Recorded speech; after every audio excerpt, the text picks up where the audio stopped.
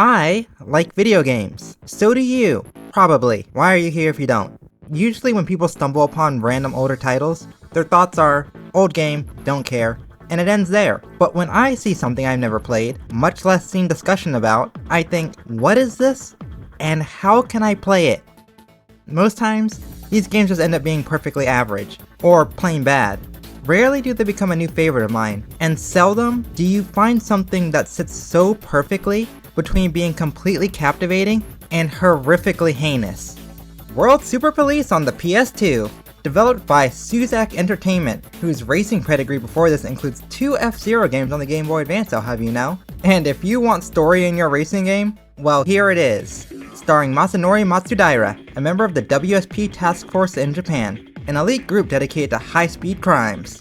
The story starts as you'd expect, with some character introductions and plot setup before you're tasked with going out and taking down street racers.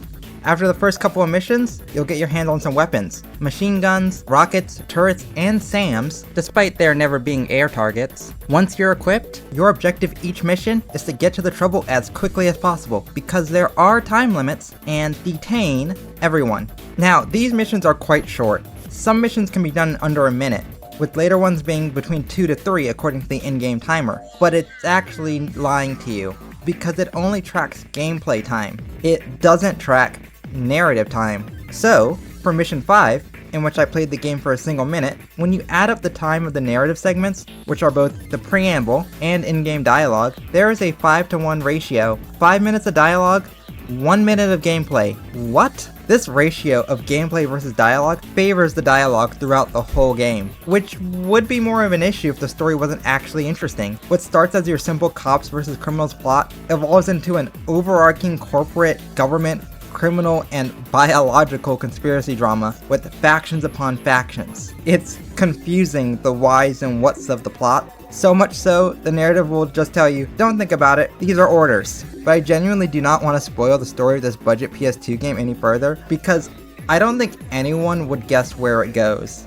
The actual gameplay, at its best, functions, but it is surprisingly deep. You're not a lone wolf. You are in fact responsible for a whole squad of operatives, each with their own strengths and weaknesses. Certain missions may allow you to bring more or less members depending on what the plot/designers demand. And your team needs cars, of course. Taking damage actually matters here, as any damage incurred during a mission persists after the mission, with your machines needing time to heal in between them. Same goes for the people too, and there's no way to speed up this process either. As for the effectiveness of your teammates, in my experience, at best they get a couple of hits in or draw some enemy fire. But it's not just who you bring, it's what you have them do. As there's an interesting formation mechanic present, these stats aren't just for show, and do affect your top speed and how much damage you take. Now the AI doesn't do the best job at staying in formation, but when they want to, they will kill to get into position, which isn't frustrating in the slightest. Because when you fail, it's game over. Seriously. Fortunately, you don't restart from your last manual save, however you have to thumb through every single bit of dialogue all over again, from the monologue, briefings, and the in-mission dialogue all repeats each replay. There is so much yapping in these missions, which the game will pause to tell you, which not only breaks the flow of missions, the auto drive can put you into a position where you're auto-killed the second you regain control. Fish and mailed, do it all again. The game pauses to tell you to hurry up, like, yes, that is what I'm trying to do. The game pauses when you bump into traffic, which in some cases may not even be your fault, on top of the story beat pauses. And oftentimes, all these little pauses line up back to back, depending on the situation. It's incessant.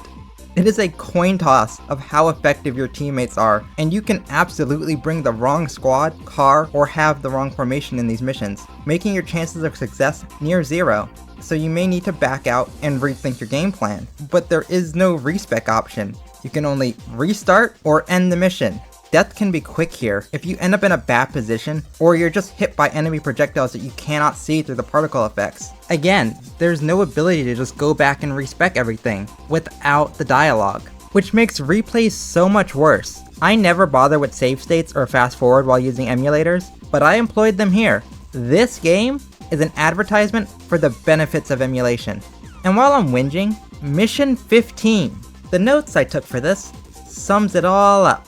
Mission 15 sucks. Long drive, predetermined barks. Team shoots the not shoot. Insta-die after cutscene. Fucking bullet sponge AF. Lock-on is preying on my downfall. So much particle effects. Can't see shit. Can't kill fast enough. Bullshit fail. Less than 2 minutes.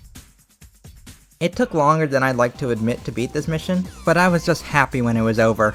Still whinging, did I mention that there's no manual aim for your rockets or missiles? You can point the nose of your car to try and hit your targets, but the lock-on is not your friend during these more frenetic missions. You can't issue commands to your teammates during missions either, such as, hey, focus on this target.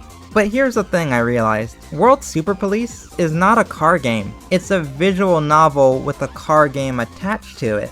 So, as a budding VN connoisseur myself, it's a lacking visual novel. There are no dialogue options or alternate scenes, the characters on your team only occasionally show up during briefings, you can't spend time with them outside of missions to up their stats or help them recover quicker, nothing changes narratively depending on who you pick, even if someone dies during a mission, there's no reaction or acknowledgement whatsoever, yet so much time is spent listening to these PNGs without the depth here for those that want to engage with them. Like, I'm okay with narrative taking a focus here, and I know no one watching this has played the Sakura Wars reboot, but imagine a mech game that has you fighting demons, but the plot and all the characters are more concerned about organizing a stage play, and the entire gameplay loop is centered around organizing this play, and occasionally you go fight demons in your mech.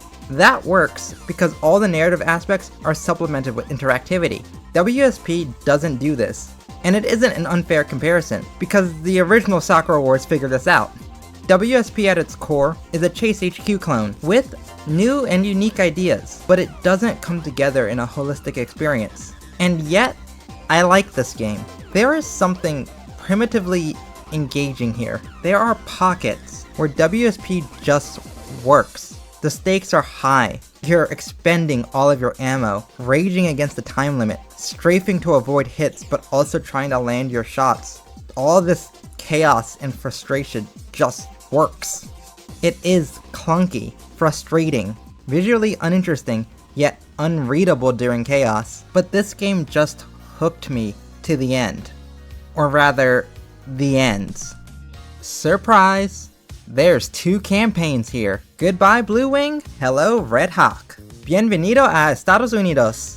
At first, the Red Hawk storyline presents itself as a prequel, with a recurring character, Alicia. In this campaign, you get some extra context on some plot elements from the Blue Wing story. However, the deeper you go, it becomes clear that this is an alternate universe. Organizations, plot threads, and characters are shared between the two, but both stories head off in their own direction. That said, you are definitely supposed to play Blue Wing first. The first few missions waste no time in throwing bullet sponges at you, and as the story progresses, you'll be missing certain context had you not played Blue Wing first.